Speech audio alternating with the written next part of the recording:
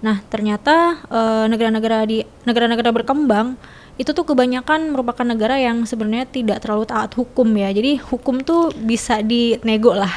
Jadi perbedaan mendasarnya adalah bagaimana budaya masyarakat itu menaati aturan K3. Jadi kalau misalkan hukum yang ngomong A ya A, nggak dicek kok gitu, nggak ada audit kok gitu.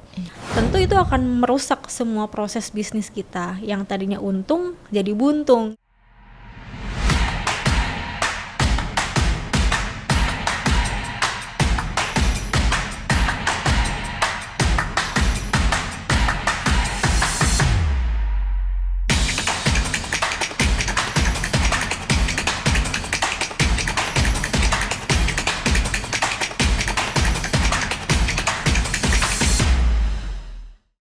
Selamat datang di podcast Nindya, tempatnya para insan Nindya dan juga para penikmat podcast BUMN untuk mendengarkan segala macam diskusi dan juga untuk mendapatkan berbagai macam informasi yang tentunya sangat-sangat menarik. Oke, dan aku hari ini tidak sendiri, aku ditemani oleh bintang tamu yang sangat spesial dan sangat luar biasa. Siapa lagi? Tidak lain dan tidak bukan adalah Kak Hana Fajrianti. Selamat sore Kak Hana. Sore Mbak Kiki, atau Kiki nih anak manggilnya? Kiki aja deh. Kiki ya, oke. Kak Hana, bagaimana kabar kamu hari ini? Alhamdulillah baik, luar biasa. Hari ini juga habis upacara kan, terus ya semangat lah. Semangat ya. Apalagi hari ini kita sedang melaksanakan upacara namanya upacara bela negara. Oke, dan ini sangat apresiasi banget untuk anak-anak muda yang hari ini mau bersedia untuk datang upacara ya Kak Han ya. Iya betul. Betul sekali. Dan Kak Hana, bolehkah aku diceritakan dan juga teman-teman penikmat podcast semuanya dijelaskan siapa sih Kak Hana ini dan gimana ceritanya dulu awal masuk ke Nindya Karya?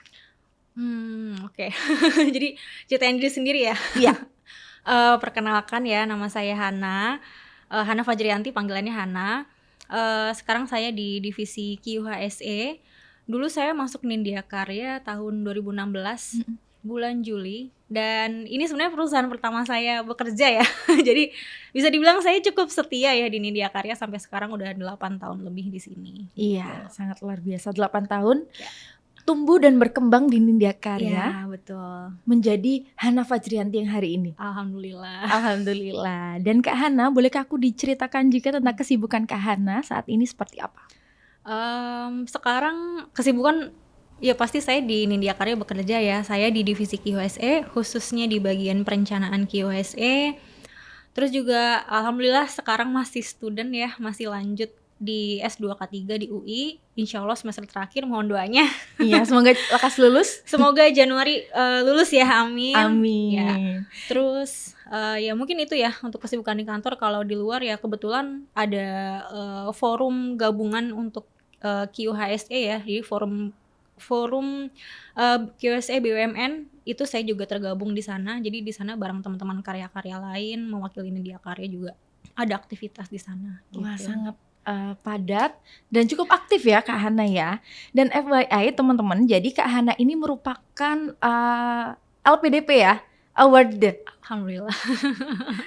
Mendapatkan award dari LPDP angkatan PK 186 2021. Oh, iya. Senang sekali. Dan Kak Hana juga salah satu orang yang menginfluence teman-teman insan Nindya untuk bersemangat mendapatkan LPDP juga. Alhamdulillah. Keren, sangat luar biasa biar sekali. Banyak temennya. Iya, benar. Okay. Dan menurut Kak Hana juga, ngomong-ngomong soal LPDP, Kak Hana kan berarti sebenarnya sudah 8 tahun bekerja di Nindya Karya. Sebenarnya kan juga dalam pekerjaan juga nggak ada halangan-halangan juga kan. Tapi kenapa Kak Hana masih pengen sekolah lagi? Iya. Apalagi spesifik nih, ambil HSE. Iya. Menarik sih, soalnya ini sebenarnya pertanyaan yang juga dikasih pas saya interview dulu ya LPDP. Oke.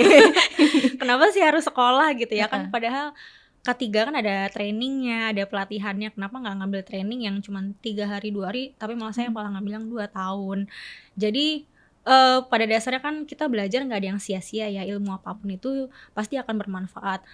Dasarnya kenapa saya ngambil S2, karena basic saya kan teknik lingkungan S1-nya. Kemudian ketika saya di konstruksi, ternyata lebih banyak praktikalnya pada saat itu ya. Kebanyakan praktikalnya ke K3.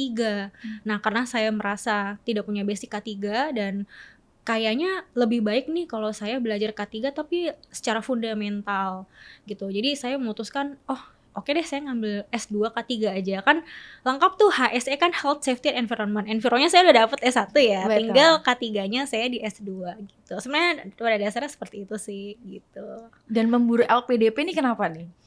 Ya karena butuh uang, Oh, butuh uang iya, buat iya. bayar kuliah gitu ya. Jadi maksudnya kan kalau kuliah itu butuh dana ya cukup besar. Waktu itu kan 2021 ya secara cost pribadi mungkin tidak terlalu cukup ya gitu. Jadi ya saya coba cari beasiswa lah untuk memenuhi kebutuhan dan keinginan saya. S2 alhamdulillah dapet, ya bisa sekolah gitu. Menyenangkan sekali. Tidak, Alhamdulillah. kalau punya kemauan untuk sekolah kayak urusan biaya tidak menjadi halangan ya. Akan selalu ada cara di sana. Amin. Keren sekali Kak Hana. Dan ngomong-ngomong soal tadi Kak Hana menjelaskan Kak Hana adalah anak teknik lingkungan yang kemudian menggeluti sekarang di dunia HSE. Izin aku untuk flashback ke belakang. Pertanyaan lagi adalah kenapa apply Nindya Karya waktu itu? Perusahaan konstruksi nih. Oh, ini menarik banget ya. Sejarahnya sebenarnya nggak cukup panjang ya, tapi saya ngerasa saya mendapatkan influence yang cukup besar dari keluarga besar saya. Fun fact-nya, keluarga besar saya tuh keluarga teknik gitu. Jadi om saya di teknik di ITB, Pak ade saya juga di ITB, di konstruksi juga. Om saya itu kebanyakan juga teknik, mungkin bukan di konstruksi tapi mereka juga berkecimpung di bidang konstruksi, maksudnya kontribusi di bidang konstruksi lah. Jadi dari kecil tuh saya ngelihat keluarga besar saya, wah teknik semua nih, ada yang oceanografi, teknik sipil, geodesi, terus ada arsitek juga. Jadi saya kayaknya gue teknik banget nih anaknya gitu. Jadi dari SMA itu udah ngeliat kalau teknik tuh pasti jadi kontraktor gitu di proyek. Makanya begitu kuliah saya kayak gue kerja di mana aja deh, di konstruksi juga boleh, keren juga gitu. Karena waktu itu yang opening itu salah satunya Nindya Karya ya. Waktu kita nyari kerja kan apa aja di apply ya gitu. Cuman karena waktu itu Nindya Karya ini konstruksi BUMN juga, jadi saya kayak ngerasa lebih pede aja gitu. Wah, keluarga besar gue di proyek dan gue tahu proyek tuh kayak gimana kurang lebihnya gitu. Jadi alhamdulillah masuk di sini. Terus fun fact-nya lagi adalah dulu saya pengen banget nih kuliah arsitek atau teknik sipil gitu ya. Tapi karena nggak lolos, jadi saya masuk teknik lingkungan. Terus saya di kontraktor itu di proyek ngerjain proyek gedung pertama kalinya. Jadi saya baca gambar, ngitung-ngitung gambar. Saya ngerasa kayak oh ternyata doa saya dikabulkan bukan lewat kuliah arsitek, tapi kerjanya nih berhubungan dengan dunia arsitek dan sipil gitu. Jadi ya mungkin kayak gitu kali ya sejarahnya, kenapa saya bisa masuk Nindya Karya dan lain-lain gitu. Berarti sebenarnya terkait dunia konstruksi itu sebenarnya Kak Hana tuh dari alam bawah sadar nih ya kayak karena dari kecil banget nih udah berhubungan sama teknik banget ya kan. Mungkin Ada yang menguasai lautan, ada yang oceano tadi kan teknik, kemudian ada yang ambil teknik geodesi, geodesi, geologi, pokoknya lingkungan sangat teknik banget lah. Banget. Sangat luar biasa ya Kak Han ya. Mungkin karena di situ juga akhirnya Kak Hana menganggap bahwa ini kalaupun aku cewek aku ambil konstruksi juga no problem karena nggak ada judging kayaknya ya. Iya betul, pada saat itu. Oke, berarti another obrolan yang lain nih berarti saat itu berarti kan ada saat ini gitu. Iya. Oke Kak Han, nah sebelum nanti kita berbicara lebih lanjut lagi, mungkin teman-teman juga akan banyak yang penasaran, pengen nih kenalan sama apa sih HSE itu sebenarnya? Ya, apa sih HSE? HSE itu kepanjangan dari Health, Safety, and Environment. Kalau diartiin ya K3 dan lingkungan. K3 itu ya kesehatan selamatan kerja ya. Jadi pada dasarnya adalah suatu upaya untuk menjaga keselamatan dan kesehatan pekerja dan juga menjaga kerusakan lingkungan dari aktivitas produksi kita gitu. Nah, cuman fokusnya beda nih. HSE itu ada dua fokus berbeda. Jadi kalau HS atau kalau di bahasa Indonesia K3 itu fokusnya lebih ke melindungi pekerja kita sendiri ya. Nah, dia sebenarnya masuknya juga ke arah sosial. Kemudian E-nya nih enviro itu lebih ke lingkungan hidup. Jadi gimana kegiatan produksi kita itu tidak mencemari lingkungan, tidak merusak lingkungan dan lain-lain. Jadi fokusnya dua, lingkungan dan si pekerja itu sendiri gitu. Oh, oke. Jadi itu ya teman-teman, pengertian dari HSE itu, kenalan sama si HS ini apa gitu. Nah, untuk Kak Hana sendiri, di background waktu Kak Hana di teknik lingkungan sebenarnya tuh memang sudah mengupas cukup banyak tentang HSE, atau sebenarnya HSE itu merupakan, kalau di kampus kan kita ada ilmu pilihan ya gitu. Nah, di teknik lingkungan sendiri HSE itu sebenarnya ilmu pilihan atau memang itu sudah diajarkan dari kita semester awal? Jadi waktu saya S1 K3 itu ada, tapi cuma 3 SKS. Saya yakin semua jurusan teknik belajar K3 ya gitu. Jadi cuma 3 SKS. Tapi menariknya kalau di jurusan teknik lingkungan itu kebanyakan pas udah kerja kan ditariknya sebagai HSE ya. Jadi pas kerja praktek sama pas skripsi itu tuh kita boleh ngambil tentang K3 pada saat itu. Cuman lebih fokusnya ke lingkungan. Jadi waktu itu saya cuma belajar K3-nya 3 SKS, kemudian sisanya lebih ke lingkungan. Jadi belajar tentang sistem manajemen lingkungan, AMDAL dan lain-lain. Gitu. Iya. Oke. Nah, Kak Hana, di ngomongin soal HSE ini kan Kak Hana kan ibaratnya sudah di HSE berarti udah berapa tahun? Dari 2018 awal lah. Berarti kurang lebih sekitar 6 tahun Kak Hana di HSE. Iya, 6 tahun ya. 6 tahun loh. Lama banget. Baru sadar ya 6 tahun ya.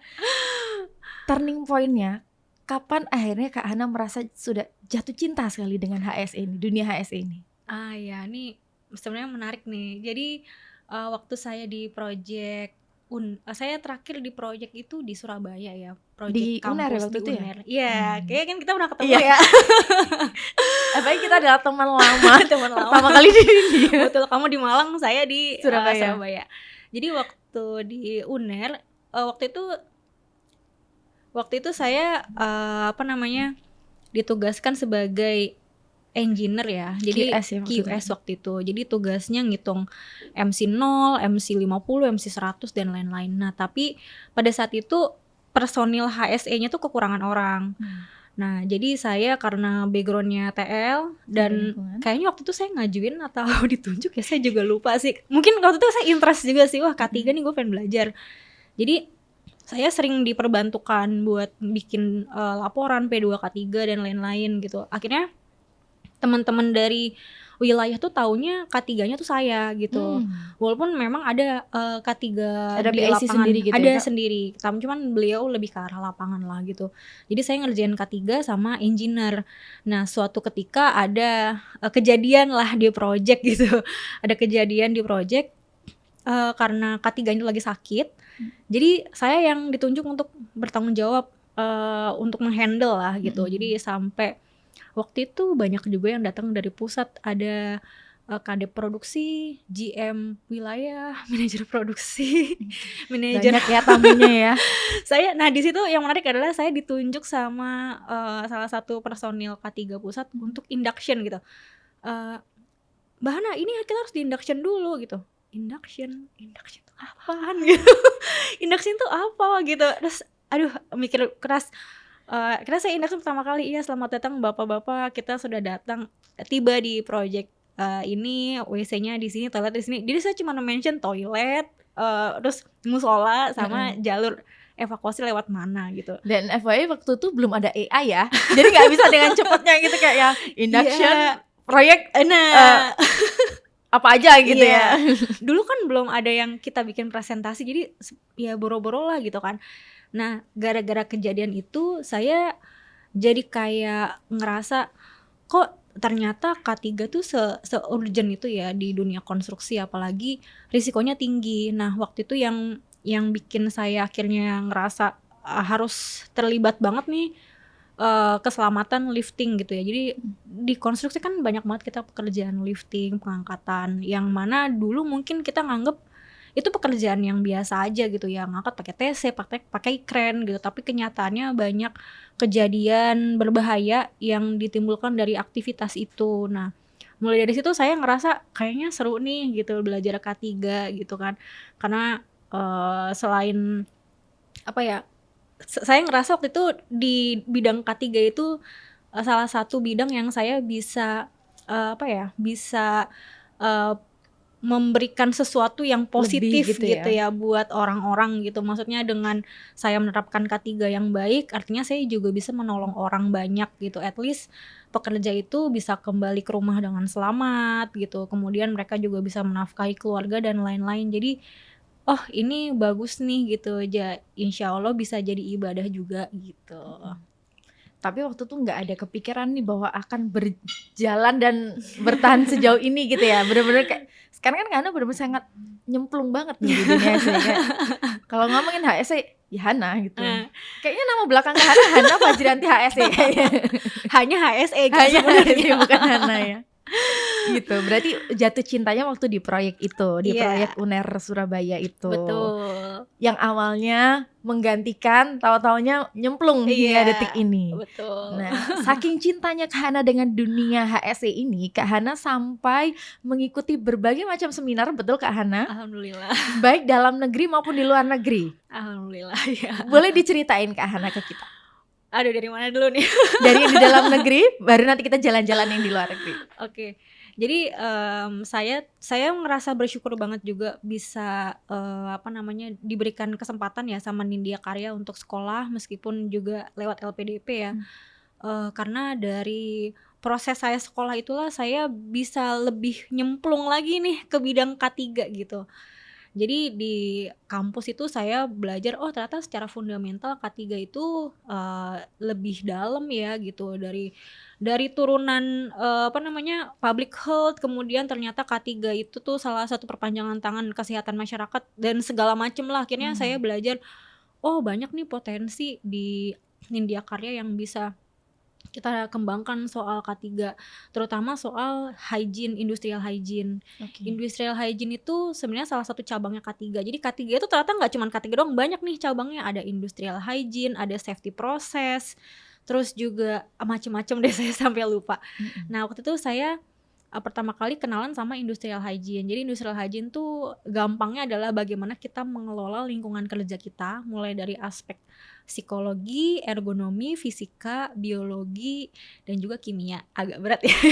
Gak apa-apa, sangat menarik. Terus Kak Han? Dasarnya dari, kalau di Indonesia itu dari Permenaker nomor 8 tahun 2000 berapa ya? Saya lupa. Permenaker nomor 8 pokoknya tentang K3 lingkungan kerja. Nanti teman-teman bisa cek ya, barangkali ada yang salah, mohon maaf. Permenaker nomor 5 2018 atau kebalik ya, aduh saya mohon maaf. Nah jadi di situ saya akhirnya kenalan sama salah satu dosen saya, itu presiden asosiasi Indonesian Industrial Hygiene gitu. Nah dari situ saya mulai tertarik nih, oh ternyata K3 ini menarik banget nih kalau di bidang hygiene, karena industrial hygiene itu kayak scientific levelnya K3 lah, jadi banyak hitung-hitungan segala macam.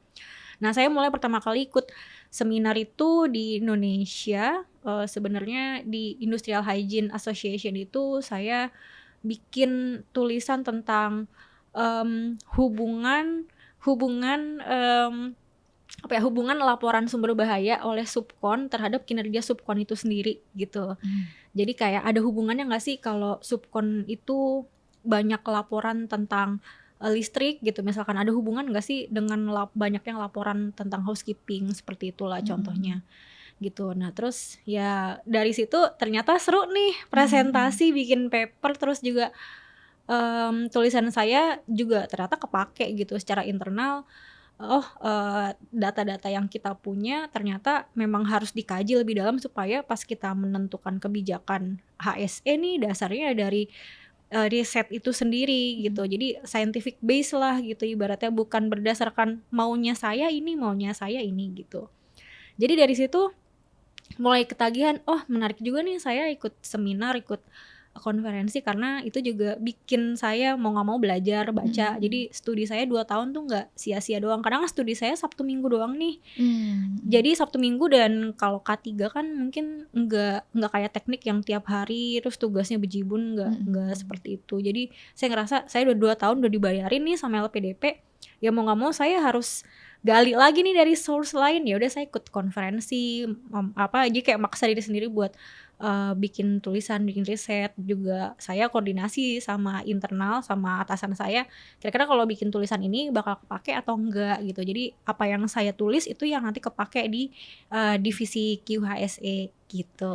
Berarti Kak Hana sambil mengerjakan tugas kuliah juga tetap mengambil korelasi biar bisa diimplementasikan di Nindya Karya tentunya. Iya, betul. Gitu. Karena memang tujuannya waktu itu sudah dikasih kesempatan sekolah sama perusahaan, nanti akan kembali ke perusahaan memberikan dampak buat perusahaan. Iya, betul. Oke, di bidang HSE ini. HSE. Nah, berarti waktu itu seminar yang di Indonesia di UI waktu itu posisinya atau Iya. di kota lain? Ada 2 sih, yang pertama di UI, yang kedua di tempatnya di IPB gitu. Oke. Lalu Kak Hana mencarilah tuh seminar-seminar lain-lainnya. Negara mana pertama kali yang Kak Hana kunjungi? Kalau konferensi ya, konferensi aja nih pertama kali di Jerman. Oke. Itu konferensi pertama di luar negeri gitu. Waktu itu sebenarnya, jadi kenapa saya pengen banget apply konferensi di luar negeri ya? Waktu dulu S1 tuh saya pengen banget kayak teman-teman sebaya yang bisa exchange, bisa ya kan kita punya euforia itu ya, Iya, gitu melihat bener. teman-teman. Terus waktu S2 saya mikir ada nggak ya kesempatan saya bisa kayak gitu juga gitu. Ternyata di UI banyak gitu, waktu itu ada exchange, ada konferensi. Cuman kalau exchange kok kayaknya nggak memungkinkan nih Karena karena butuh lama ya. betul. Exchange tuh biasanya berapa lama kan? Di UI itu bisa 4 bulan, 1 Oke. semester full, tergantung kampus yang kita tuju. Jadi bisa di Inggris, bisa dimanapun. Tapi waktu itu saya mikir kayak, oh kalau saya exchange saya harus lepas kerja nih 4 bulan gitu kan. Juga belum agak susah ya gitu. Jadi udah saya di dalam negeri aja. Ternyata ada opportunity saya bisa apply konferensi di luar gitu. Nah, waktu itu sesimpel saya pengen keluar negeri, udah gitu doang. Tapi ternyata setelah saya ikut banyak banget insight yang saya dapat gitu. Jadi alasan kedua tentu network ya. Jadi alhamdulillah saya bisa punya banyak teman-teman dari luar. Memang kebanyakan mereka berkecimpung di bidang industrial hygiene gitu. Jadi kalau saya diskusi sama mereka tuh mereka lebih ahli, misalkan pengelolaan lingkungan kerja dari aspek fisika, kimia, itu mereka jago banget. Jadi saya beruntung gitu bisa punya teman diskusi. Terus yang kedua, saya bisa ngelihat nih kenapa sih kok di luar sana ya banyak praktisi-praktisi yang tertarik buat ikut konferensi. Karena kan konferensi itu lebih ke bikin artikel ilmiah ya, kayak aduh kuliah banget nih gitu. Tapi padahal setelah saya lihat nggak kayak gitu. Jadi kalau orang-orang di luar sana mereka itu memang riset tuh kayak pekerjaan harian, bukan pekerjaan harian ya, emang tuh sesuatu yang biasa karena itu nanti yang menjadi dasar penentuan decision gitu. Jadi ketika mereka mau menentukan decision, K3 harus kayak gini itu dasarnya dari hasil riset mereka walaupun skupnya kecil gitu. Jadi nggak harus yang rocket science banget nih buat tampil konferensi, tapi ya memang itu ya apa yang ada di internal perusahaan aja. Terus yang ketiga, saya baru tahu juga nih ternyata beberapa konferensi yang saya ikutin tuh banyak orang praktisi karena mereka nyari exposure di situ. Jadi gini, kalau ada perusahaan nih yang dia ikut konferensi terus mereka menampilkan riset mereka, itu tuh akan menjadi suatu kredibilitas lah gitu. Kalau ternyata perusahaan ini mereka udah bisa ya mengadop teknologi ini, keren banget gitu. Jadi nanti pas gala dinner kan suka ada gala dinner tuh, mereka bisa diskusi, bisa approach, saling tukar pikiran. Jadi nuansanya tuh lebih banyak ke arah sharing gitu loh dibandingkan untuk bisnis gitu. Dan menurut saya tuh menyenangkan banget. Jadi saya bisa tahu misalkan di Petronas kayak begini, ternyata di perusahaan ini di UK kayak gini. Jadi ternyata mereka juga sama kok sistem manajemennya kayak kita, cuman bedanya mereka kayak gini gitu. Dan menurut saya tuh menyenangkan banget gitu. Oke, nah setelah dari Jerman Kak Hana jalan-jalan kemana lagi? Dari Jerman tuh saya ada ke Malaysia.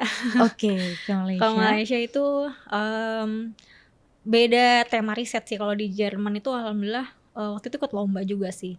Ikut lomba, nah sama konferensi. Terus habis itu ke Malaysia itu saya ngambilnya tema tentang heat stress di sektor konstruksi.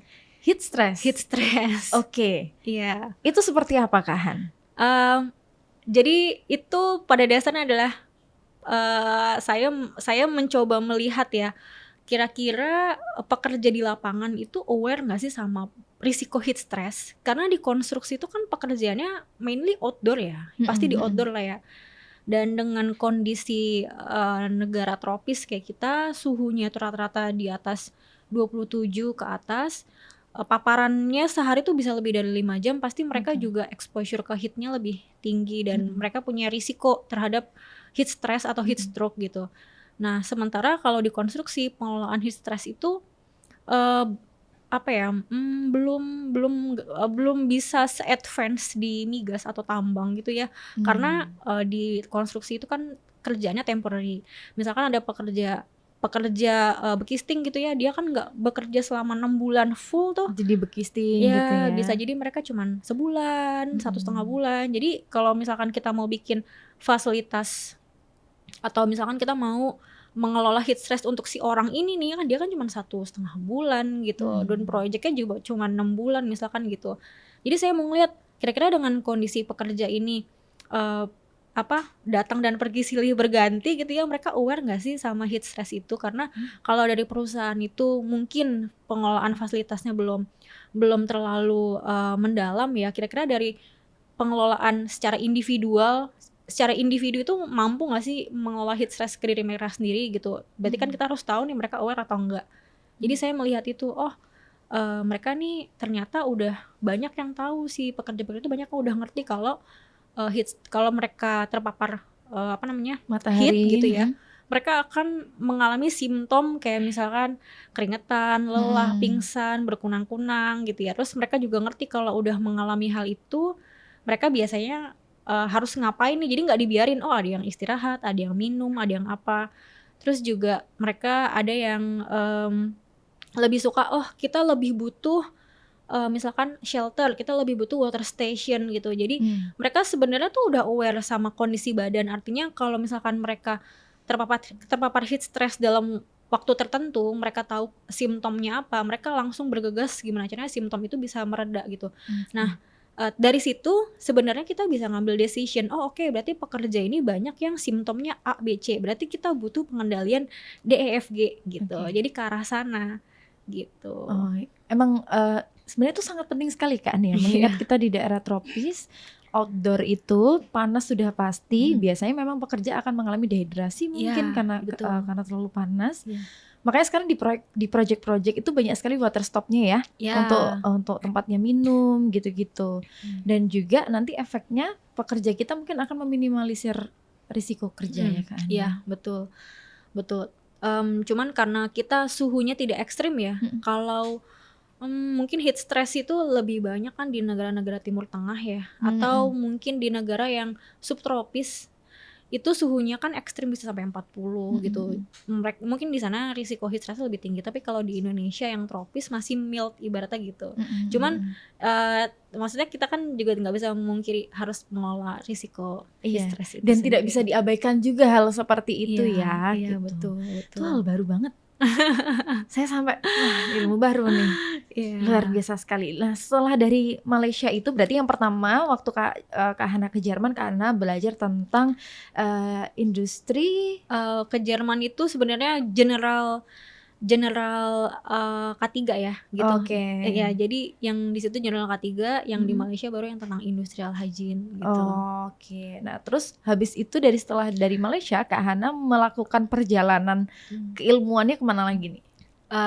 Itu yang terakhir deh kayaknya. Ke Irlandia. Terakhir yang ke Irlandia itu sebenarnya bukan konferensi sih waktu itu.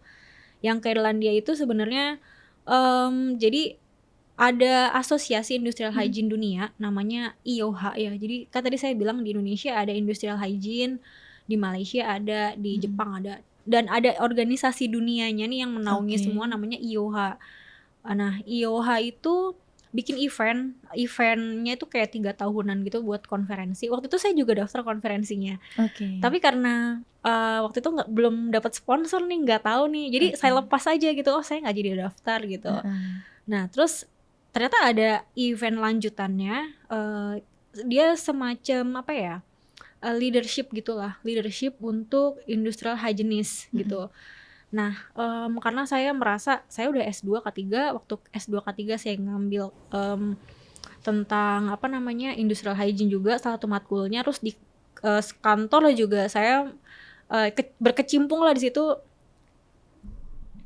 Oke, mic-nya kurang deket. Biar suara Kak Hana yang merdu ini dapat terdengar dengan jelas. Silakan Kak Hana dilanjutkan. Ya, karena waktu itu saya di kantor juga mengelola tentang lingkungan kerja. Jadi saya pede daftar aja lah gitu. Daftar, terus saya di situ tulis kayak Esai kayak paper gitu? Ya, esai paper sama surat rekomendasi dari atasan saya. Wow, luar Surprisingly biasa sekali. ternyata saya satu-satunya dari Indonesia yang daftar gitu. Oh iya. Iya, jadi saya nggak tahu. Saya tanya ke panitianya namanya Alex ya. Saya tanya, dari Indonesia ada lagi nggak sih yang daftar gitu? Kata dia, kayaknya nggak ada deh, kamu doang. Oh, masa sih gitu? Saya juga nggak yakin sih. Mungkin dia kayaknya aja gitu. Jadi waktu itu saya kepilih 30-an orang apa ya, saya lupa. Jadi saya satu-satunya dari Indonesia yang ikut itu. Alhamdulillah banget, saya terima kasih sama Nindya Karya karena bisa disupport dan disponsori untuk event di Dublin sana gitu. Dan jadi di sana tuh saya ikut leadership selama 3 hari untuk occupational industrial hygienist gitu. Jadi salah satu cabang K3 lah di situ. Oke. Nah, tadi kita udah ngomongin soal industrial hygienist. Nah, dan juga perjalanan Kak Hana yang sudah mencari ilmu ke sana kemari. Nah, untuk Kak Hana sendiri, setelah Kak Hana mendapatkan ilmu dari dalam negeri, dari luar negeri, berbagai macam cabang K3 itu juga gitu. Apa sih Kak perbedaan antara HSE di luar negeri dengan di dalam negeri? Perbedaan Segimananya ya. Perbedaan mendasar banget ya menurut saya adalah dari aspek kepatuhan regulasi. Oke. Nah, ini menarik sih. Jadi saya tuh baca satu buku namanya Cultural Map. Nah, buku itu juga saya dapatkan maksudnya saya bisa tahu buku itu gara-gara saya ikut agenda di Dublin ya. Itu buku yang menjelaskan tentang perbedaan bisnis culture di berbagai negara, mulai dari negara Anglo-Saxon, negara Eropa, Asia sampai Asia Tenggara. Nah, ternyata negara-negara berkembang itu tuh kebanyakan merupakan negara yang sebenarnya tidak terlalu taat hukum ya. Jadi hukum tuh bisa dinego lah gitu. Oke. Ya.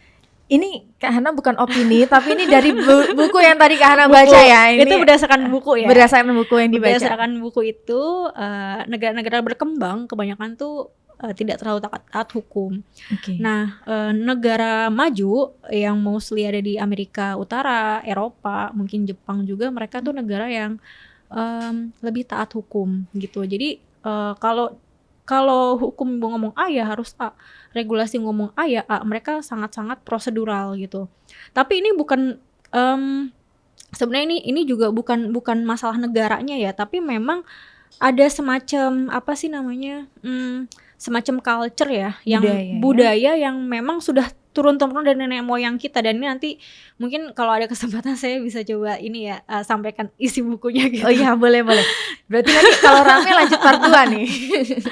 Iya, jadi perbedaan dasarnya adalah bagaimana budaya masyarakat itu menaati aturan K3 di tempat kerja mereka gitu. Nah, kalau saya ngomong misalnya contoh di UK ya. Kebetulan waktu saya di Dublin saya ketemu sama disnakernya UK gitu. Oh, oke, menarik nih. Nah, jadi kalau di Kementerian Ketenagakerjaan UK tuh mereka ada kayak kayak disnakernya gitulah, kayak yang mereka itu nanti yang mengevaluasi setiap perusahaan, kamu udah taat belum sama aturan regulasi A, B, C, D, F, G. Nah, aturan itu tuh beneran mereka taatin gitu, mereka patuhin.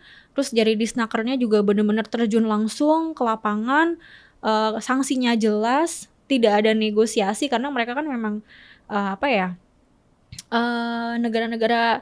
Jadi kalau negara UK itu tuh UK, US, negara-negara Amerika dan Eropa itu negara yang literal base lah. Jadi kalau misalkan hukum yang ngomong A ya A gitu, nggak ada makna implisit lain yang bisa dinegosiasi, maksudnya seperti itulah.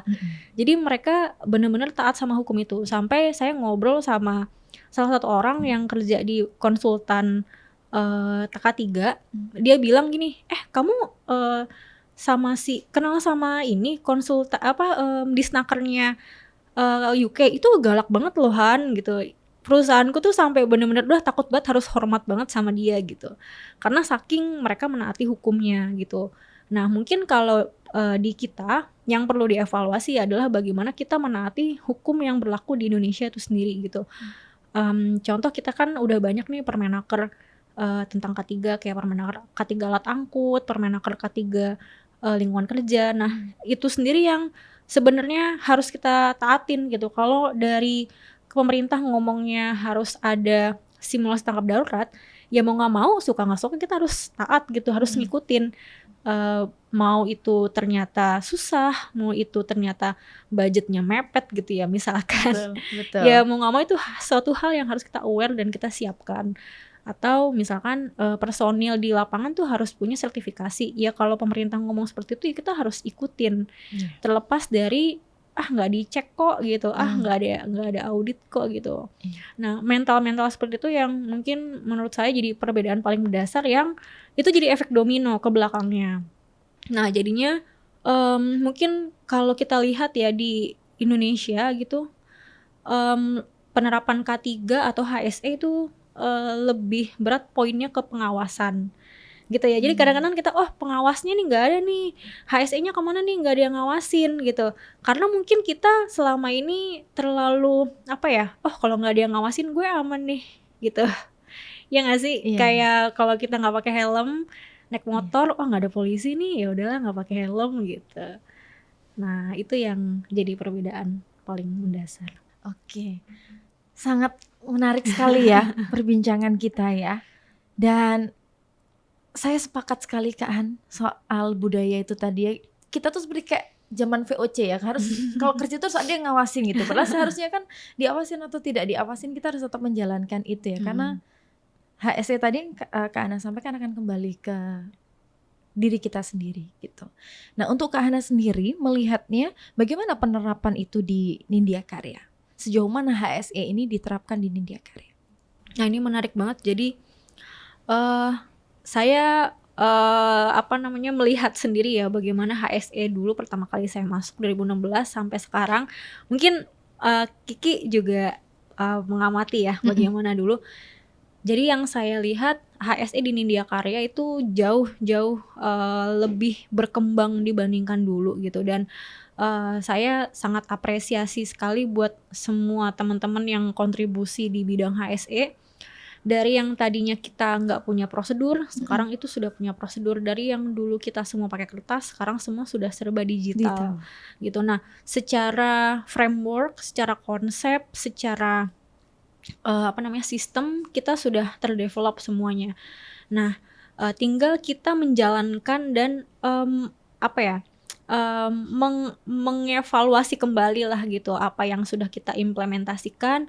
Harapannya HSE itu bisa jadi budaya gitu. Jadi memang HSE itu ya diri saya gitu, diri orang masing-masing. Tanpa ada teman-teman HSE di lapangan, kita sudah berbudaya HSE. Masuk ke area project langsung pakai APD. Terus misalkan kalau tamu yang ngisi buku tamu, induction. Terus kita tahu, kalau saya kesini saya bahaya nih, saya harusnya mendapatkan APD apa, saya harusnya ada alat pelindung apa, seperti itu. Jadi memang setiap orang itu pengennya ya itu sudah berbudaya HSE. Tapi sekarang ini ya, kemarin kita habis ngukur budaya safety culture ya, habis ngukur budaya K3.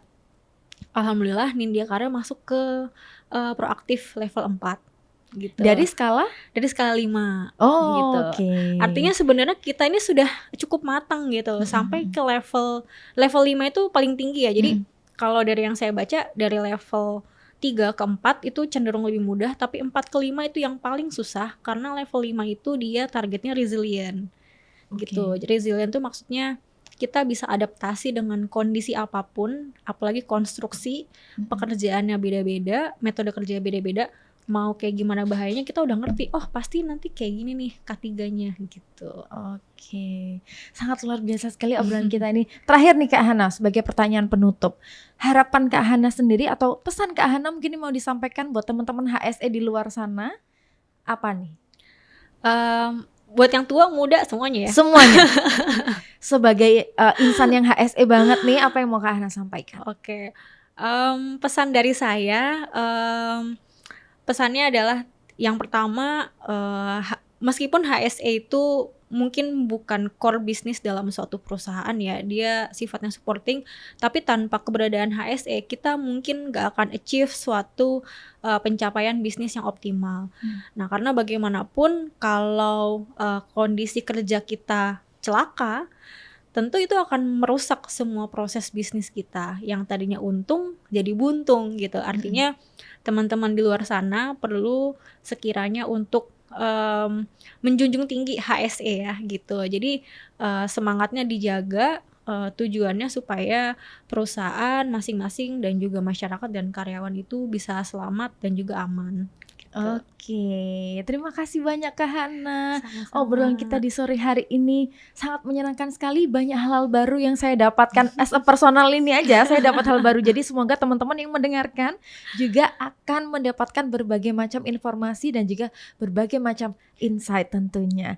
Kak Hana jangan kapok-kapok lagi untuk nanti main di sini ya. Siap. Kita akan membahas tadi nih yang saat lalu, berarti ada saat ini itu nanti kita akan bahas, termasuk yang isi buku tadi yang sempat Kak Hana baca Insya Allah. terkait budaya-budaya di negara berkembang. Tidak sabar lagi menunggu hari itu. Oke, terima kasih Kak Hana. Sama-sama. Oke, itulah hasil dari obrolan kita sore hari ini bersama narasumber saya yang sangat luar biasa, Kak Hana Fajriyanti, yang hanya adalah HSE itu. Dan juga untuk teman-teman insan India maupun penikmat podcast BUMN lainnya, jangan lupa saksikan terus program-program podcast Nindya Karya. Dan sampai ketemu lagi di episode selanjutnya. Bye!